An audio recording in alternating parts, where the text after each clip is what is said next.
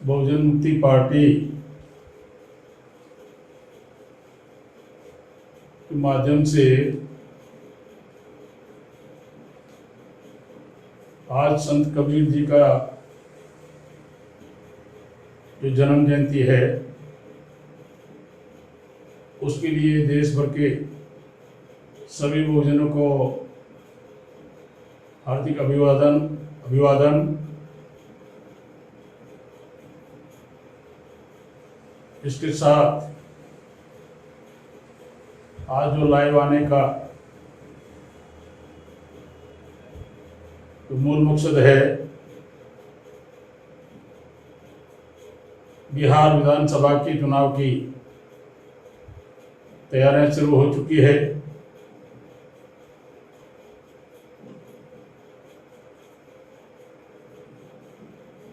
सात तारीख से बीजेपी अपना कार्यक्रम डिजिटल रैली के माध्यम से प्रचार करेगी, ताकि बीजेपी के पास मीडिया और पैसे की कमी नहीं है, तो अपना जनमत बनाने का कार्यक्रम करेगी। सारी पार्टियां अपने अपने स्तर पर लगी हुई है। बहुजन मुक्ति पार्टी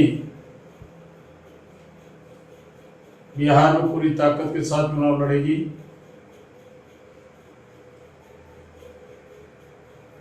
इसे देखा जाए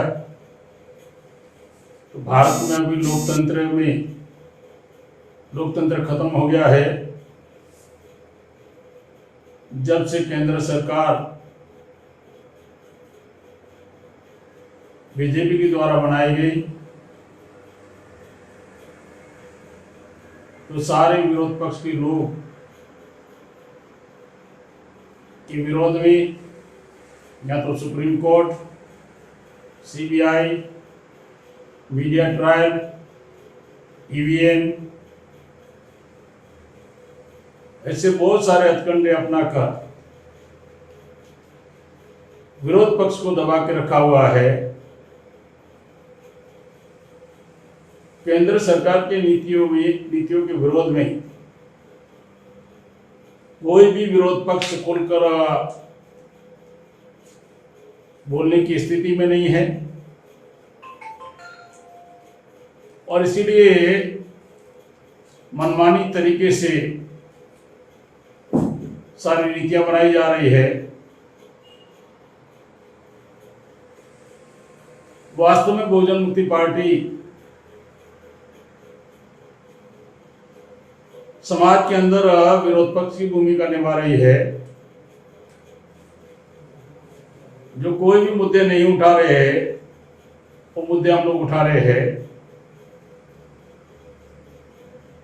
साथियों, 2020 के चुनाव की तैयारी में हम लोग पिछले लगातार 3 साल से इसकी तैयारी कर रहे हैं, और आपकी जानकारी के लिए मैं बताना चाहूंगा कि पूरे बिहार में हम लोगों ने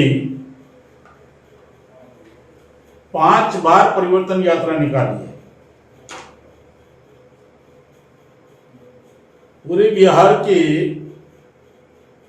सारे जिलों में, और 2 बार विधानसभाओं तक परिवर्तन यात्रा निकाली। हमने लगातार 3 साल से 5 बार परिवर्तन यात्रा के माध्यम से जमीन तैयार करने का कार्यक्रम किया। लोगों के बीच में जाने से हमें पता चला कि वर्तमान सरकारें केवल ईवीएम के माध्यम से बनी हुई है, असंतोष बड़े पैमाने पर है। तो नीतीश कुमार बीजेपी की बी टीम का काम कर रहे हैं। जेडीयू के सारे फैसले अभी नीतीश कुमार नहीं लेते, बीजेपी लेती है। लोजपा के रामविलास पासवान जी की पार्टी के सारे फैसले रामविलास पासवान नहीं लेते, बीजेपी लेती है।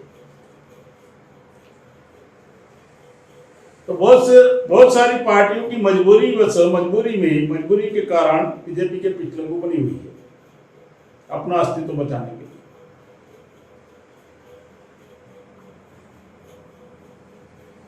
दो 2015 के चुनाव में माननीय लालू यादव जी ने और नीतीश कुमार के गठबंधन की वजह से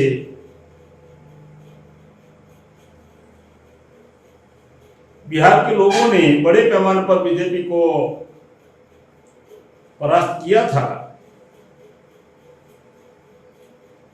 और उसके बाद जो नीतीश कुमार जो कहते थे मैं मिट जाऊंगा लेकिन बीजेपी में नहीं जाऊंगा, और बीजेपी ज्वाइन कर लिया। बीजेपी के समर्थन में खड़े हो गए, उसकी नीतियों के समर्थन में खड़े हो गए, इनडायरेक्टली बीजेपी ज्वाइन।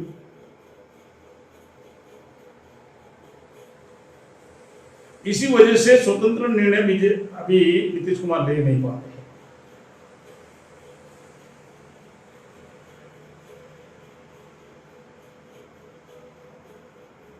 बिहार में लालू प्रसाद जी के राज को जंगल राज के कर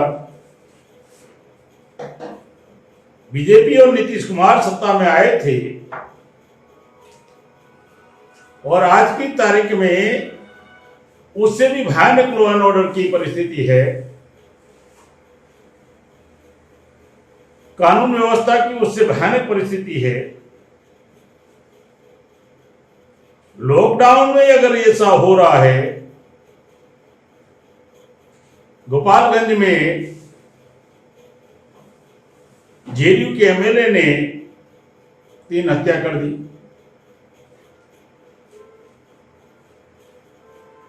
गया में हत्याएं हो गई। बेगूसराय में कानून व्यवस्था नाम का भी कानून व्यवस्था पर नियंत्रण है नहीं, और नीतीश कुमार बिल्कुल बीजेपी के विरोध में जा नहीं सकते। और चाहे तो भी बिहार के चुनाव में नीतीश कुमार अलग स्टैंड ले नहीं सकते। अगर लेने की कोशिश भी करेंगे तो बालिका गृह जो मुजफ्फरपुर में हुआ था, केवल ब्रजेश ठाकुर जी को नाम ही लेना है और फाइल ओपन हो जाएगी और मीडिया ट्रायल चल जाएगा। तो ये जो बीजेपी का तरीका है,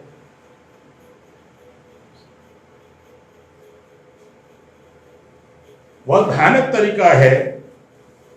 एक तो ईवीएम का प्रलोभन देने का और दूसरा डरा कर रखने का। इसीलिए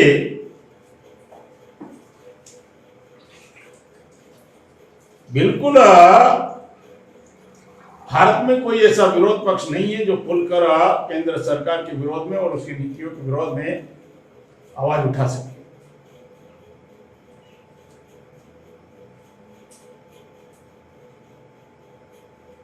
बहुजन मुक्ति पार्टी ने 3 साल अपनी तैयारी की है। 200 विधानसभाओं में हम लोग पूरी ताकत के साथ चुनाव लड़ेंगे।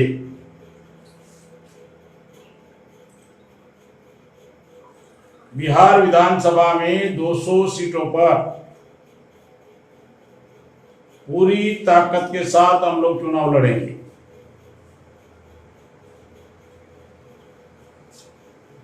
और इसके लिए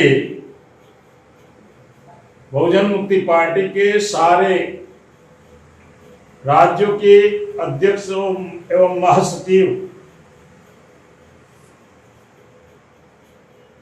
पूरे चुनाव तक उनको बिहार में चुनाव तैयारी के लिए समय लगाना होगा।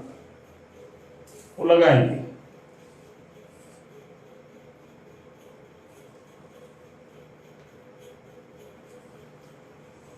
पूरे भारत की परिस्थिति ये है, खास करके बिहार की बात कर रहा हूं और पूरे भारत की परिस्थिति की भी बात कर रहा हूं।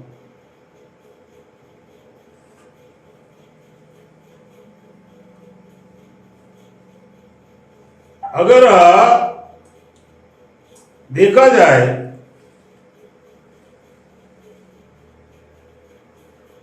तो जो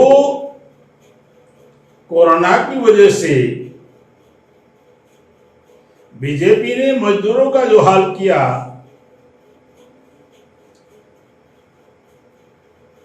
इतना भयानक, इतना परिस्थिति मजदूरों की पैदा हो गई, दयनीय स्थिति पैदा हो गई। नरेंद्र मोदी जी कहा करते थे कि मैं हवाई जहाज में चंपल पहने हुए स्लीपर वालों को भी बैठकर देखना चाहता हूं। हजारों किलोमीटर तक लोगों के पास स्लीपर ही नहीं थी पहनने की।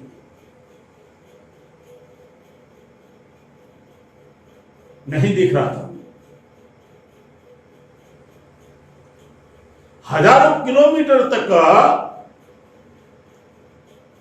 गर्भवती महिलाएं पैदल जा रही थी। कोरोना से मृत्यु जितनी हुई उसके आंकड़े भारत सरकार बता नहीं रही है। गरीब भूखमरी से जो आंकड़े हुए, भूखमरी से कितने मरे वो नहीं बता रहे।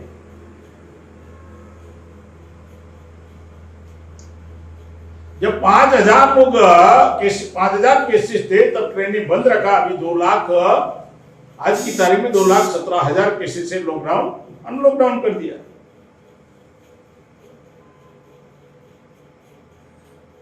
लॉकडाउन की परिस्थिति का फायदा लेते हुए 68,000 करोड़ उद्योगपतियों को माफ कर दिया। कोई विरोध पक्ष बोल नहीं रहा है। एससी एसटी के क्रिमिनल के संदर्भ में उनका आरक्षण खत्म करने का इनडायरेक्टली निर्णय ले लिया।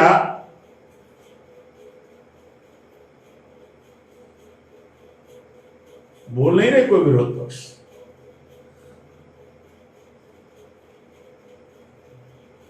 ना बोलने की उनकी बहुत सारी मजबूरियां हैं।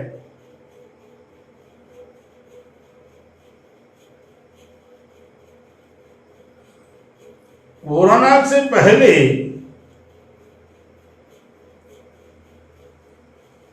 और कोरोना की परिस्थिति ज्यादा भारत में पैदा हो गई, इसका मूल कारण है 80 लाख लोग विदेश से आए, उसमें केवल 15 लाख लोगों को एयरपोर्ट पर स्कैनिंग किया गया और 65 लाख लोगों को ऐसे ही जाने दिया।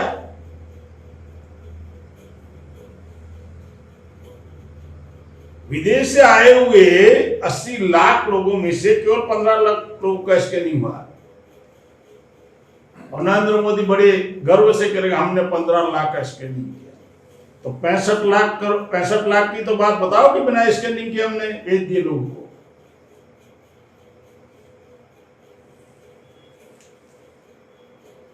नमस्ते ट्रंप का कार्यक्रम उन्होंने चलाया, पूरी दुनिया भर के पत्रकारों को बुलाया, उनके अलग अलग देशों से बुलाए। तो कोरोना जो बढ़ गया भारत में, इसका मूल कारण बीजेपी की ये नासमझी और दूरंदेशी के अभाव की वजह से कोरोना बढ़ गया।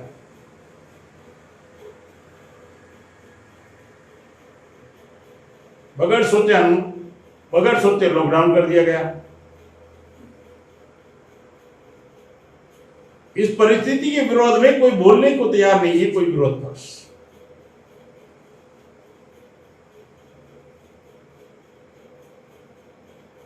बीएनपी जिन मुद्दों पर चुनाव लड़ना चाहती है, लड़ेगी। तो पहला ही हमारा मुद्दा है, हम जो भी कहेंगे 100 रुपये के स्टैंप पेपर पर लिखकर कहेंगे। जनता को अधिकार देंगे कि हमने अगर आपको जो कमिटमेंट किया वो अगर पूरा नहीं करते, आप हमारे पर विश्वासघात का केस दायर कर सकते हैं। मुझे नहीं लगता भारत में कोई पार्टी अपना मैनिफेस्टो 100 रुपये के स्टैंप के तौर पर लिखकर दे सकती है।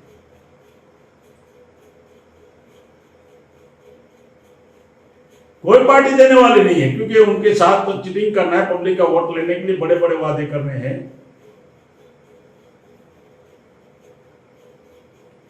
तो इसमें जो मुद्दे हैं उसकी नकल भी कोई पार्टी कर नहीं पाएगी।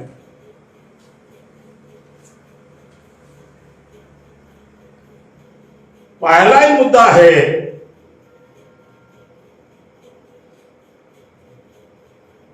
जाति जनगणना होनी चाहिए।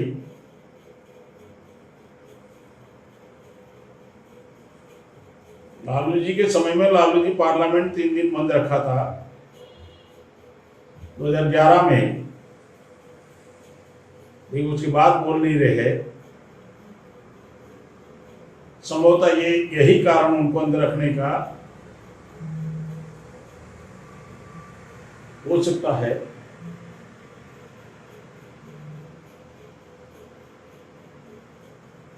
जाति जनगणना का मुद्दा होना चाहिए 20 फरवरी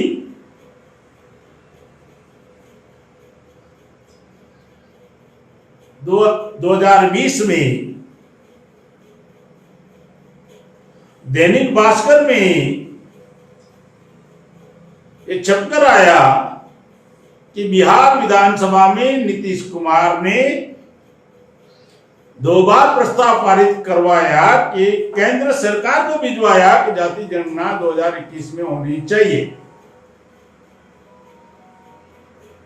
और सारे विरोध पक्ष बिहार के लोगों ने समर्थन किया। लेकिन अगर नीतीश कुमार में अगर नैतिकता होती तो इस मुद्दे पर बीजेपी से गठबंधन तोड़ देना चाहिए कि पहले इसका फैसला करो, उसके बाद बिहार में आपके साथ मिलजुल कर चुनाव लड़ेंगे।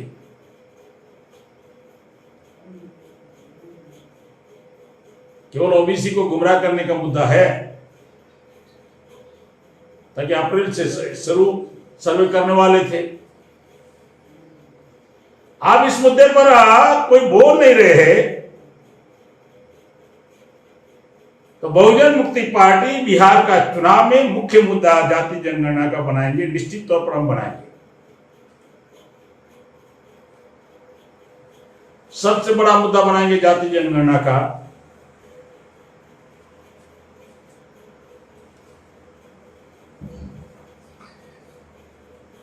ताकि अगर बीजेपी जाति जनगणना, केंद्र सरकार जाति जनगणना नहीं करवाएगी और आश्वासन देगी, तो फिर चुनाव है ना, फिर 22 में उत्तर प्रदेश का भी चुनाव है ना।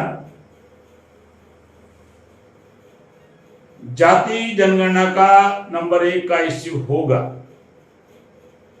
और वो नेशनल इश्यू होगा। बिहार के चुनाव में केंद्र में रहेगा जाति जनगणना का मुद्दा।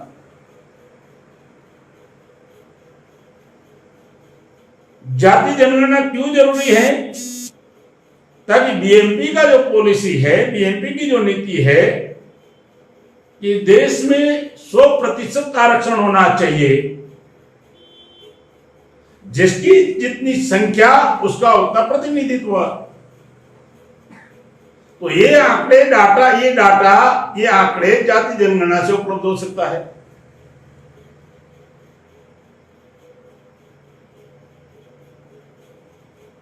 ये आंकड़े और ये डाटा जाति जनगणना से उपलब्ध हो सकता है। नीतीश कुमार अगर इस मुद्दे पर बीजेपी के विरोध, अगर जाति जनगणना के मुद्दे पर बीजेपी से अगर गठबंधन तोड़ देगा, तभी अभी एमबीसी और ओबीसी के वोट उसको मिलने वाले, अन्यथा मिलने वाले नहीं है। अब एमबीसी ओबीसी के लोग भी जागृत हो गए कि बार बार हमारा इस्तेमाल कितना होगा।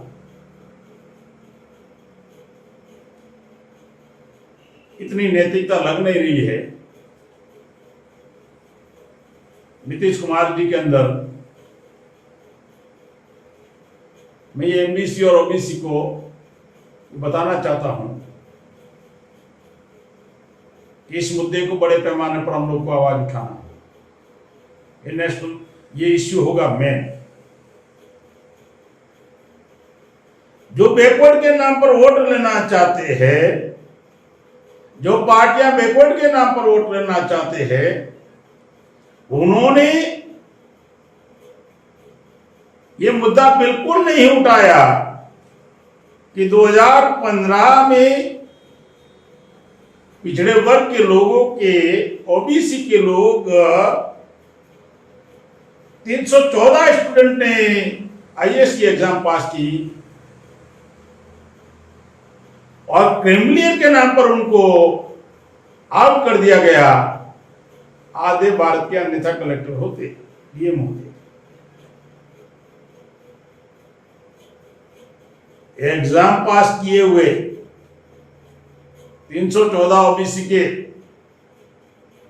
स्टूडेंटों को आईएएस बनने से रोका गया। पिछड़े के नाम पर वोट लेने वाले नरेंद्र मोदी जी ने, केंद्र सरकार ने, और सवर्णों के, ब्राह्मणों के 40 बच्चों को विदाउट एग्जाम और विदाउट इंटरव्यू को आईएएस बना दिया गया। क्या पिछड़े वर्ग के वोट लेने वाले, जो नेतागिरी करने वाले, इस मुद्दे को उठाएंगे?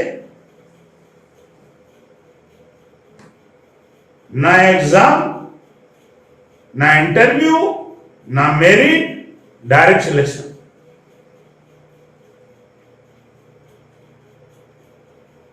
इस संदर्भ में एक भी शब्द नीतीश कुमार ने नहीं बोला, एक भी शब्द कांग्रेस ने नहीं बोला,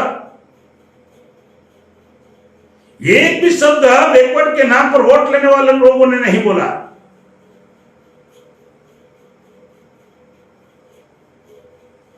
संवैधानिक अधिकार उनके समाप्त हो रहे और बोल नहीं रहे, केवल राजनीति में लॉलीपॉप बता रहे, जैसे अभी चल रहा है। क्या चल रहा है?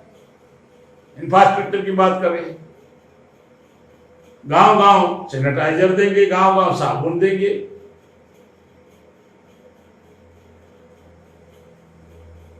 क्या सैनिटाइजर और साबुन से मुजफ्फरपुर का बालिका कांड के लगे हुए धब्बे धुल जाएंगे क्या? चुनाव में ये बड़ा इश्यू होगा।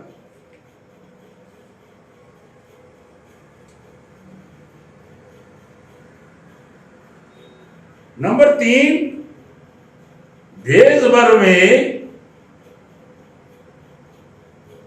CAA, NRP और NRC के संदर्भ में बड़े पैमाने पर टारगेट किया गया। उसमें SC ST OBC को बड़े पैमाने पर टारगेट किया गया।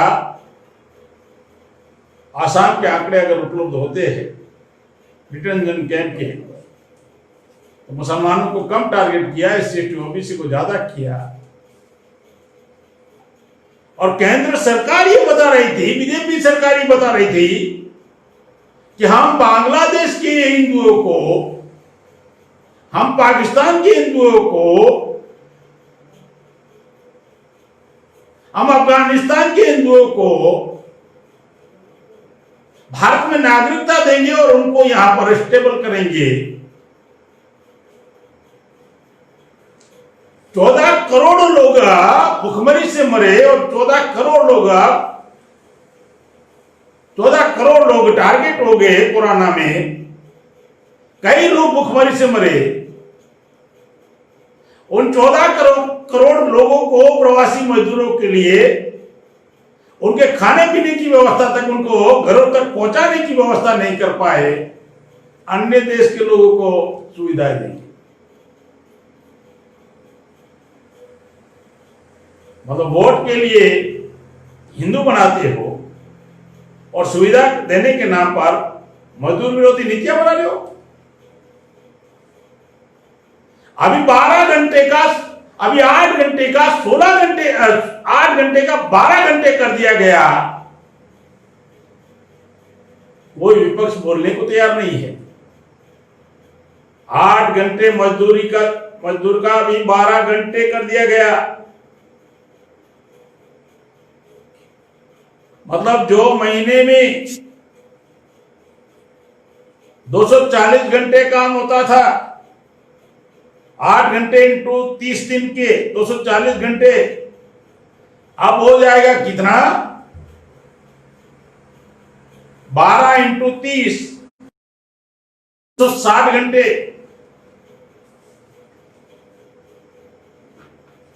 12 इंटू 30 360 घंटे।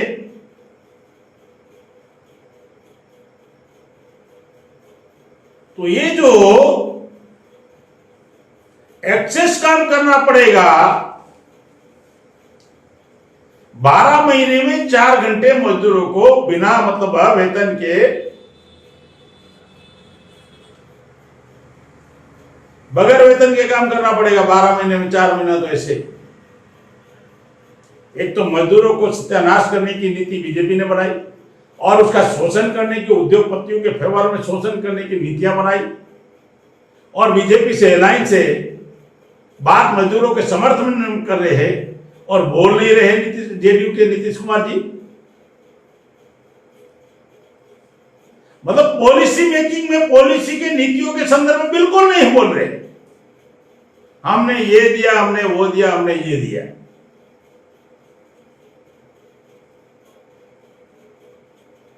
तो ये जो तरीका है एनआरसी के संदर्भ में, पूरे देश भर में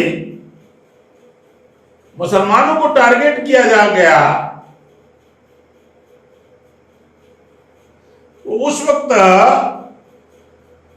खुलकर जो स्टैंड लेना चाहिए, ऐसा विपक्ष ने स्टैंड लिया हो, कांग्रेस ने तो बिल्कुल नहीं लिया। और अन्य पॉलिटिकल पार्टियों ने कोई स्टैंड लिया हो, ऐसा कोई दिख नहीं रहा है। केवल अखबार में बयानबाजी जरूर किया होगा, लेकिन बहुजन मुक्ति पार्टी भारत में जहां जहां शाहीन बाग चले वहां उनको समर्थन किया और आज भी हम समर्थन में है। एनआरसी के विरोध में है। एनआरसी होना चाहिए तो डीएनए बेस होना चाहिए।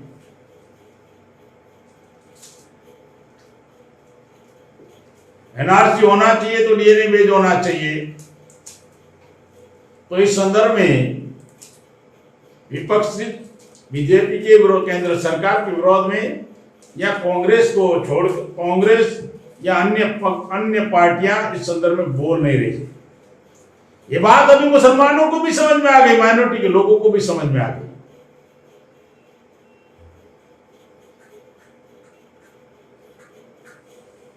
बड़े पैमाने पर अभी माइनॉरिटी को भी समझ में आ गई कि हमारा इस्तेमाल केवल राजनीति में चुनाव के वक्त होता है।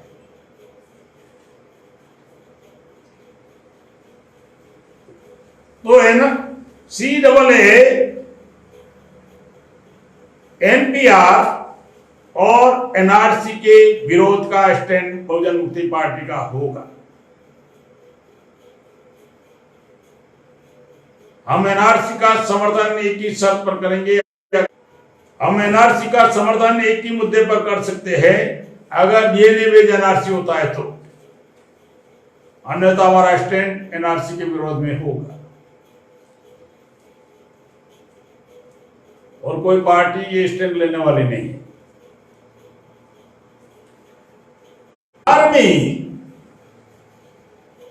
पिछली बार भी हमने मुद्दे उठाए थे।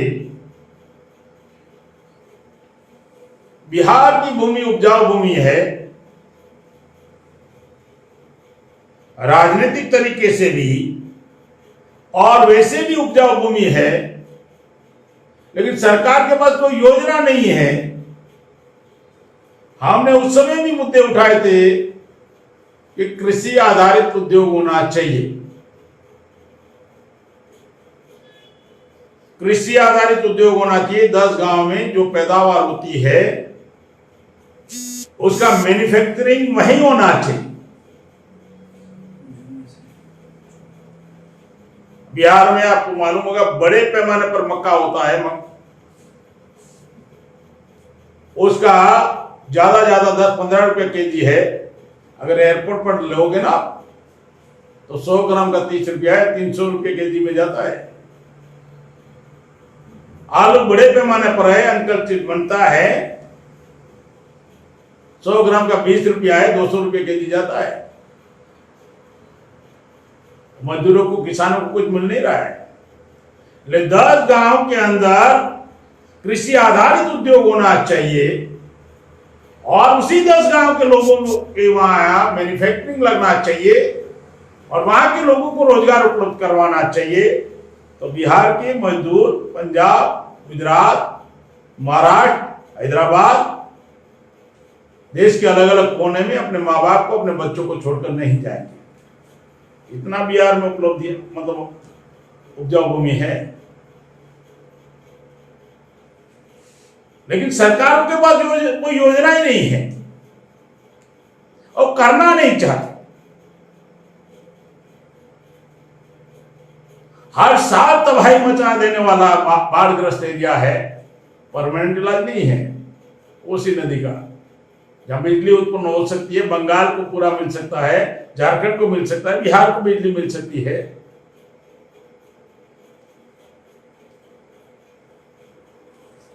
सरकार के पास कोई योजना ही नहीं है और करना भी नहीं चाहते। इसका नतीजा बिहार के लोग भुगत रहे हैं। कृषि आधारित उद्योग होना चाहिए, भोजन मुक्ति पार्टी का क्लियर स्टैंड है।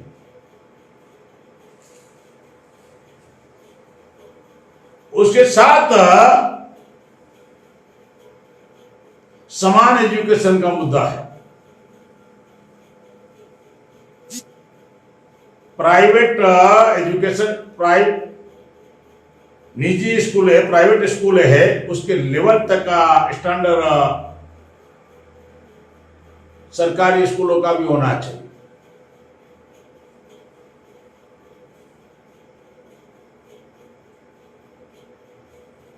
अर्थात कलेक्टर का बच्चा और मजदूर का बच्चा एक ही क्लास में पढ़ेगा,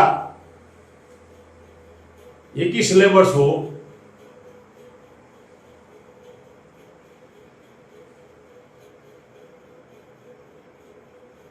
एजुकेशन का स्तर बढ़ेगा तो क्राइम कम होगा।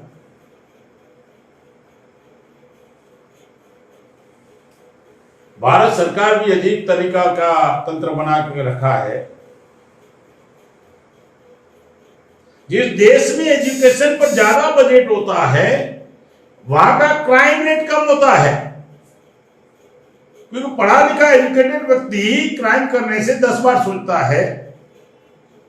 तो क्राइम को रोकने के लिए तो बजट ज्यादा है, भारत सरकार कर रही है, और एजुकेशन के ऊपर बजट ही नहीं एलोकेट कर रही है। जिस देश का एजुकेशन का बजट ज्यादा होता है वहां क्राइम कम होता है। भारत में एजुकेशन के ऊपर बजट कम है, क्राइम रेट ज्यादा है। तो क्राइम को रोकने के लिए बजट की व्यवस्था कर रही है दिखावे के लिए, एजुकेशन के ऊपर नहीं कर रही है। और इसके लिए कोई राज्य सरकारें प्लान बना रही है, ऐसा दिख भी नहीं रहा है।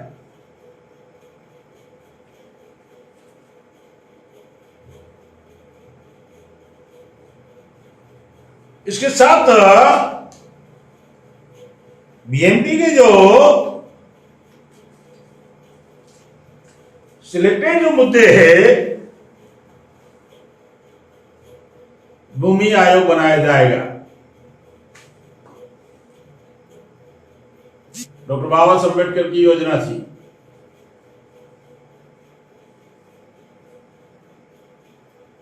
चौदह जुलाई 1947 में बाबा साहब ने नेहरू के सामने प्रस्ताव रखा कि इस देश में भूमि की मर्यादा तय हो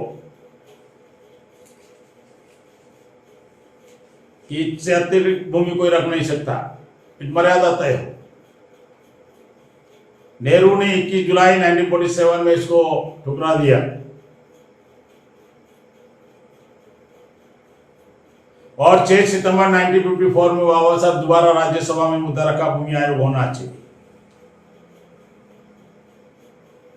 तो पूंजीपतियों के लिए, उद्योगपतियों के लिए आदिवासियों की जमीनें छीन रहे हो, ऐसी जेड के नाम पर अरबों खरबों की जमीन आपने छीन ली डेवलपमेंट के नाम पर, और वहां कुछ भी उद्योग नहीं लगे, लेकिन जमीनें छीन ली। भूमि आयोग बनाया जाएगा, भूमि की मर्यादा तय हो। जो भूमि विहीन लोग हैं उसमें वो भूमि वितरण होगा।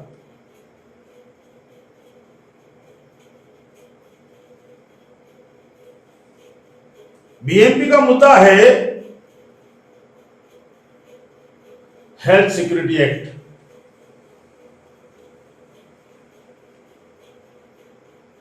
इस तरह फूड सिक्योरिटी एक्ट बनाया लेकिन अमल नहीं हुआ। राइट टू लीव का अधिकार है हमारा संविधान के अंदर, जिंदा रहने का अधिकार है, लेकिन लोग भूख से मर रहे हैं तब न्यायपालिका को दिख नहीं रहा है। लेकिन आरक्षण का अगर मर्यादा बढ़ता है 50% से ज्यादा अगर होता है 49.5 से, तब तो न्यायपालिका को दिख जाता है।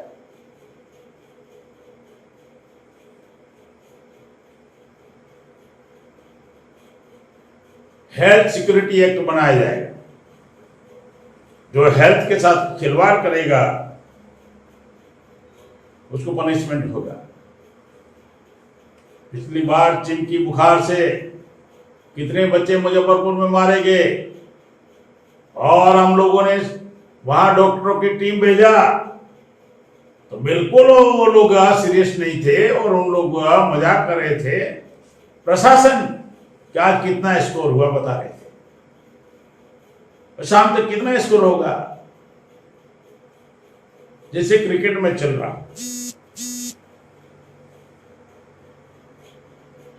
तो ये जो सारा तंत्र विफल हो चुका है, इससे लोग विकल्प की तलाश में है। और एक मुद्दा है प्राइवेट निजीकरण में आरक्षण कंपलसरी लागू करें। तुम सरकारी तंत्र को, सरकारी डिपार्टमेंटों को बेच रहे हो, मनमानी तरीके से बेच रहे हो।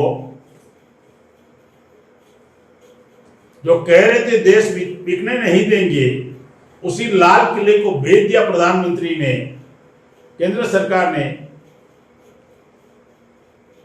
18 करोड़ का रेवेन्यू था, 5 करोड़ में मंथली रेवेन्यू 18 करोड़ का था, 5 करोड़ में डालमिया के पास गिरवी रख दिया, 13 करोड़ फ्री में दे दिया 30 साल के लिए।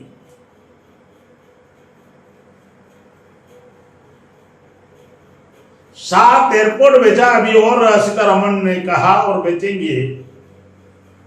7 एयरपोर्ट बेचा। लखनऊ एयरपोर्ट का इनकम 126 करोड़ था सालाना।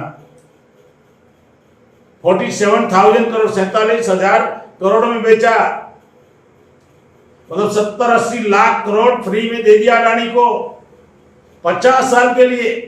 ऐसे 7 एयरपोर्ट बेच दिए गए, और भी एयरपोर्ट बेच रहे हैं, कोल माइंस बेच रहे हैं, रेल का प्राइवेटाइजेशन हो रहा है, 22 रेलवे स्टेशन भी गए, रिलायंस को दिया गया। तो इनडायरेक्टली रिजर्वेशन खत्म करने का कार्यक्रम है। प्राइवेटाइजेशन में रिजर्वेशन है नहीं, तो प्राइवेटाइजेशन में कंपलसरी रिजर्वेशन होना चाहिए। मैं इसीलिए कह रहा हूं, हम जो मुद्दे उठा रहे हैं, कोई पार्टी वो मुद्दे उठा भी नहीं पाई। बिल्कुल वो पार्टी कोई मुद्दा उठा नहीं पाएगी। और बिहार के लोग विकल्प की तलाश में है।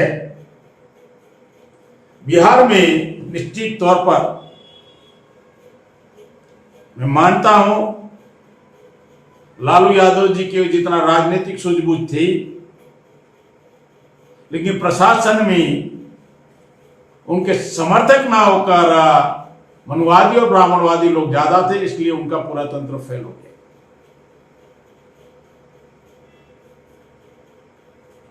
क्योंकि बिहार का जो समीकरण है वहां बिहार में 17% मुस्लिम है,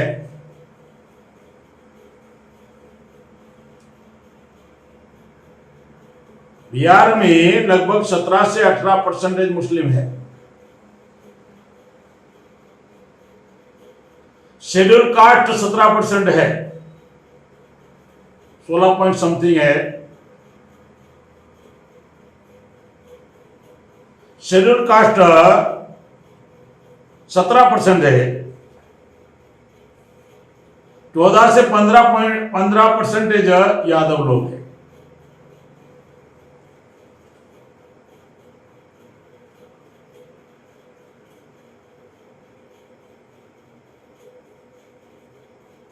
लालू जी को यह गणित मालूम था, इसलिए लंबे अरसे तक बिहार में उन्होंने राजनीति में कामयाब हुए। लेकिन इसका काउंटर उन लोगों ने ढूंढा। बीजेपी के लोगों ने, आरएसएस के लोगों ने काउंटर ढूंढा। तो शेड्यूल कास्ट के वोटों का डिवाइड करने के लिए उन्होंने पासवान को आगे किया।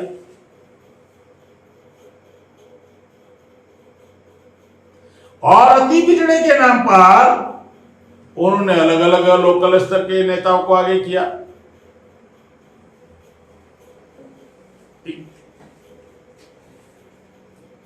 4% कुर्मी है, 6.5% कोयरी और कुशवाहा है। मैं बिहार का पृष्ठभूमि बता रहा हूं।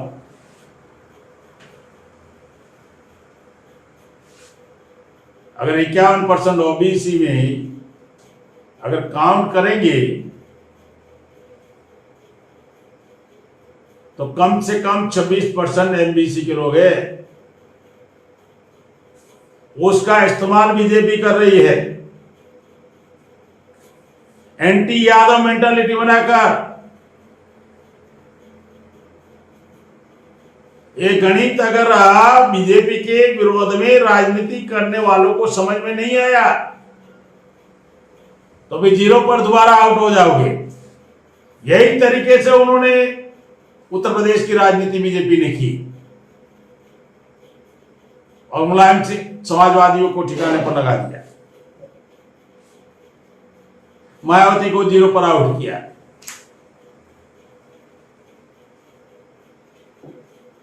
ये गणित अगर समझ में नहीं आया तो बिहार में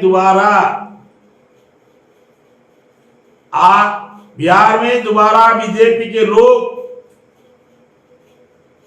एमबीसी का इस्तेमाल करेंगे।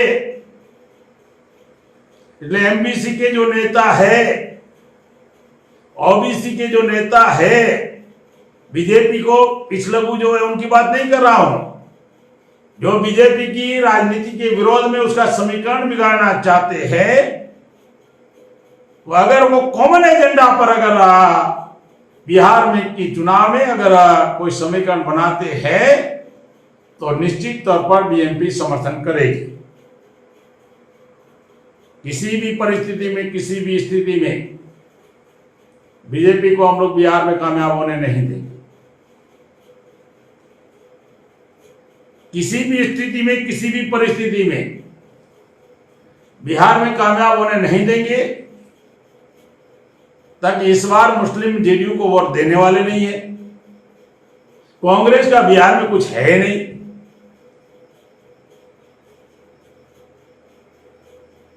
कांग्रेस को जिंदा करना ये बेवकूफी हो जाएगी। जो लोग कांग्रेस के साथ अलायंस कर बात कर रहे हैं, कांग्रेस को बिहार में पुनः जिंदा करोगे तो गठबंधन के दौरान आप अपने झंडे के साथ साथ गांव गांव तक कांग्रेस पहुंचा दोगे, पता ही नहीं चलेगा आप इनडायरेक्टली कांग्रेस का काम कर रहे हैं। और बीजेपी ने यही काम किया, जेडीयू के माध्यम से पूरे बिहार में बीजेपी पहुंच गई। तो बिहार की जो राजनीति करने वाले लोग को अगर ये सूझबूझ अगर समीकरण बनाने का अगर पहल नहीं करेंगे तो निश्चित तौर पर लोगों को खामियाजा भुगतना पड़ेगा। इसलिए अभी बिहार की चुनाव की जो रणनीति है, निश्चित तौर पर बीजेपी को टारगेट कर हम लोग हमारी पॉलिसी बना रहे हैं। और कॉमन एजेंडा पर अगर बिहार का जो मैं जातीय समीकरण बताया तो फॉरवर्ड केवल 15% है।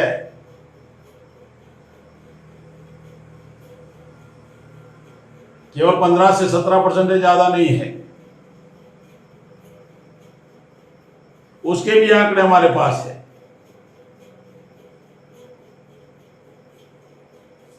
और इसीलिए केजरीवाल बिहार के चुनाव में हस्तक्षेप करने वाला नहीं है, क्योंकि वो कॉम्प्रोमाइज हो चुका है। अगर केजरीवाल बिहार के चुनाव में हस्तक्षेप करेगा, निश्चित तौर पर फॉरवर्डों का वोट डिवाइड होगा। पिछली बार भी नहीं किया था, इस बार भी नहीं करने वाला। वो अपने वोटों को डिवाइड करना नहीं चाहते। हमारे नेता अपने लोगों का वोट डिवाइड कर देते हैं।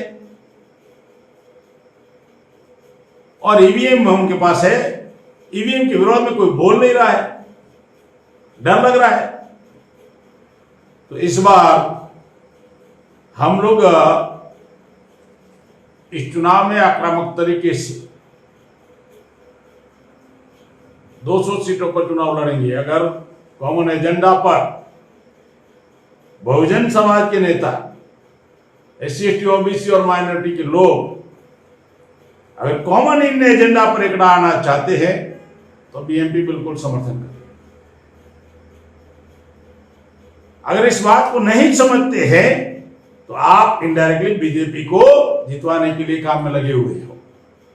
या तो सूझबूझ का अभाव है या दूरंदेशी का अभाव है, और इसका खामियाजा पूरे भारत की प्रजा को भुगतना पड़ रहा है।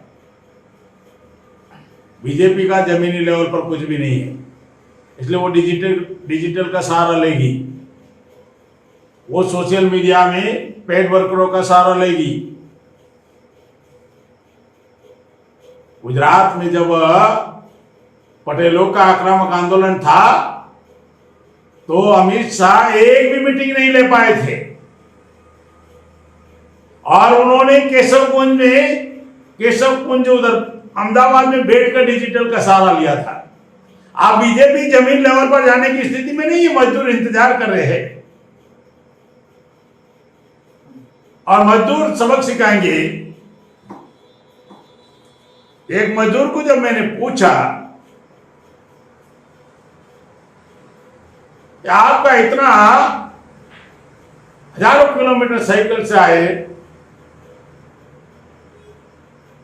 तो क्या अच्छे दिन आ गए, सबका साथ सबका विकास हो गया? तो मजदूर ने जवाब बहुत बेहतरीन दिया था कि सर, बीजेपी ने, केंद्र सरकार ने हमारे साथ जो मोदी ने किया, नरेंद्र मोदी जी ने जो हमारे साथ व्यवहार किया है, तो चुनाव तो आएगा ना हमारा, बिहार में भी चुनाव आएगा ना। जितना मैंने 1100 किलोमीटर साइकिल चलाया बिहार के चुनाव में, मैं निश्चित तौर पर 1100 किलोमीटर बीजेपी के विरोध में साइकिल चलाकर प्रचार करूंगा। 20 लाख मजदूर बिहार में आए तो उनको यह ठान लेना चाहिए, इतना किलोमीटर जितनी परेशानी आपने उठाई, चुनाव में उतनी परेशानी उठाकर बीएमपी को, चुनाव में परेशानी उठाकर बीजेपी को सबक सिखाओ। भूलना मत और बिकना मत। भूलना मत और बिकना मत। बड़े बड़े फिर वादे आएंगे, बड़े बड़े सपने दिखाएंगे और अखबार में जनमत बनाएंगे और ईवीएम का इस्तेमाल होगी। बिहार के चुनाव में चुनाव आयोग को चाहिए ईवीएम का इस्तेमाल ना करे, ताकि कोरोना को देखते हुए हर आदमी उस बटन को दबाएगा तो कोरोना फैलेगा। इसलिए मेरा कहना है बैलेट पेपर का इस्तेमाल करो, नहीं तो चुनाव आयोग कोरोना बिहार में पहुंचा देगा, फैला देगा। चुनाव आयोग ईवीएम का इस्तेमाल कर गांव जितने बूथ है वहां पर हर वोटर्स के पास कोरोना पहुंचा देगा। इसलिए कोरोना को रोकना चाहते हो चुनाव के दौरान, तो ईवीएम का इस्तेमाल चुनाव आयोग ना करे, बैलेट पेपर का इस्तेमाल करे, क्योंकि बैलेट पेपर से कोरोना नहीं फैलेगा। क्या इसकी गारंटी में ये कह सकता हूं, अगर पूरे भारत में अखबार प्रतिदिन बिक रहा था, खरीद रहे थे और कह रहे थे अखबारों से कागज से कोरोना नहीं फैलता, तो बैलेट पेपर से भी तो नहीं फैलेगा और मशीन से फैल जाएगा। तो चुनाव आयोग को इस बात को गंभीरता से लेना चाहिए और ये इश्यू हम लोग बनाएंगे। ऐसे बहुत सारे इश्यू है, कॉमन मिनिमम प्रोग्राम बनाकर इस देश में भारत के संविधान को बचाया जा सकता है। SC ST OBC माइनॉरिटी के संवैधानिक अधिकारों को बचाया जा सकता है, देश को बचाया जा सकता है, आने वाली पीढ़ियों को बचाया जा सकता है। और बिहार के लोग भारत को रास्ता दिखाया है, इमरजेंसी के समय में भी दिखाया था। इंदिरा गांधी ने जब इमरजेंसी लागू की थी, अभी इनडायरेक्ट इमरजेंसी चल रही है, तो वो चक्रव्यूह बिहार के लोगों ने तोड़ा था। दोबारा बिहार के लोग इस चक्रव्यूह को तोड़ेंगे और देश को नई दिशा देंगे।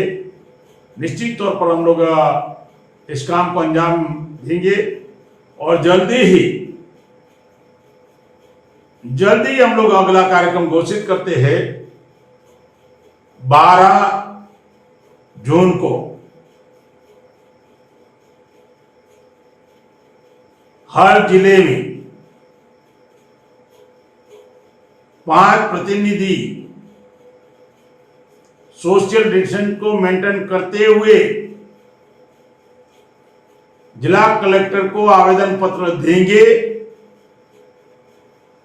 कानून व्यवस्था के विरोध में। राज्य सरकार लॉ एंड ऑर्डर को मेंटेन करने में विफल हो चुकी है, जिसकी घटनाएं मैंने बताई कि 3 यादव की हत्या जेडीयू के एमएलए ने किया, अभी तक अरेस्ट नहीं हुआ। गया में हत्या हो गई, मोतिहारी का केस एमबीसी के संतोष शर्मा की हत्या हुई। गांव अन्याय अत्याचार बढ़ गया है। इस कानून व्यवस्था की लॉ एंड ऑर्डर के विफल होने के विरोध में, राज्य सरकार के विरोध में, नीतीश कुमार राज्य सरकार के विरोध में 12 जून को हम लोग 4 से 5 प्रतिनिधि सोशल डिस्टेंस मेंटेन करते हुए डीएम को ज्ञापन देंगे और ये कार्यक्रम बड़े पैमाने पर हम लोग चलाएंगे। लॉकडाउन परिस्थिति को ध्यान में रखते हुए केवल 4-5 लोग हम लोग जिले में से 4-5 लोग प्रतिनिधि बनकर जिला कलेक्टर को ज्ञापन देंगे और जब परिस्थिति सामान्य होगी तो निश्चित तौर पर बिहार के सारी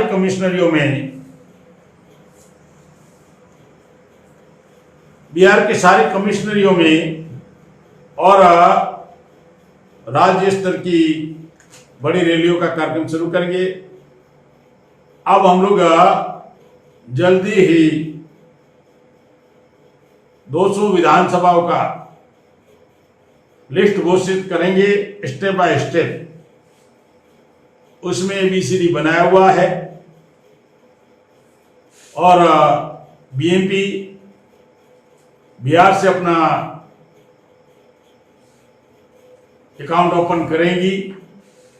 उसकी तैयारी में हम लोग पिछले 3 साल से लगे हुए हैं और ऑल इंडिया के सभी कार्यकर्ताओं को, जो भी BMP के समर्थक है, बहुजन मुक्ति पार्टी के समर्थक है, कार्यकर्ता है, बिहार में अपने जो जान पहचान और जो रिश्तेदार जो भी आपके संपर्क में है, उनको टेलीफोनिक अभियान आप शुरू करिए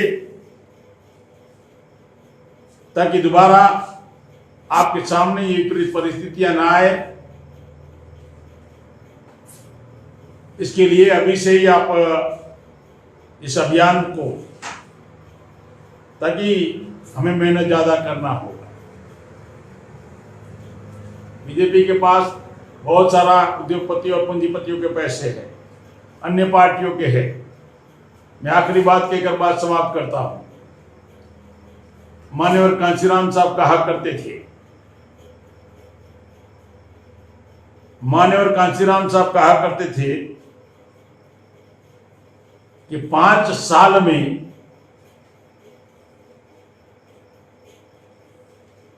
1825 दिन होते हैं। 1 साल में 12 महीने में 365 दिन, 300 के हिसाब से 5 साल में हो गया 1500 दिन, 60 के हिसाब से हो गया 5 साल इंटू 60 300 और 1500 और 300 दिन 1800 और 365 में 5 दिन के हिसाब से 5 साल में 25 दिन 1825 दिन होते हैं। 1800 दिन आप अपने परिवार के लिए लगाओ, अपने निजी कामों के लिए लगाओ। अगर केवल 5 साल में 25 दिन चुनाव के समय अगर 25 दिन आपने अगर अपने समाज के लिए लगा दिया, देश के हुक्मरान आपको बनने से कोई नहीं रोक सकता है। तो अभी हमारे पास समय है और आज से बिहार विधानसभा की चुनाव की तैयारी BMP शुरू कर दिया है। अब डे टू डे लाइव यह कार्यक्रम चलेगा और संभवतः विधानसभा वाइज भी हम प्रबोधन करेंगे। आप अभी बूथ लेवल तक अपना मेंबरशिप अभियान चलाओ, मेंबर बनाओ और डायरेक्ट लाइव कांटेक्ट शुरू होगा। हर दिन, हर 2 दिन में BMP का लाइव कार्यक्रम आपके बीच में आएगा। यहां से BMP बिहार की राजनीति में निश्चित तौर पर इस बार बैलेंसिंग पावर में होगी और नीतियां बनाने में हस्तक्षेप करेगी। इतना हम लोग उस परिस्थिति को, ये परिस्थिति हम बिहार में बनाएंगे, निर्माण करेंगे और 2020 विधानसभा बिहार की चुनाव की तैयारी आज से शुरू हो चुकी है। और जो हमने बूथ कमेटियां बनाई, जो हमने लोकसभा कमेटी बनाई, जो विधानसभा कमेटी बनाई, आज से निश्चित तौर पर आप लोग अपना सोशल मीडिया में व्हाट्सएप ग्रुप, फेसबुक बनाकर डे टू डे लाइव का कार्यक्रम आप डेली देखेंगे। इसी आशा और विश्वास के साथ बात समाप्त करते हैं। आखिरी बात कहते हैं, अगर अमित शाह 7 तारीख को रैली कर रहे हैं, हिम्मत है तो PM केयर फंड का हिसाब जनता के सामने दो।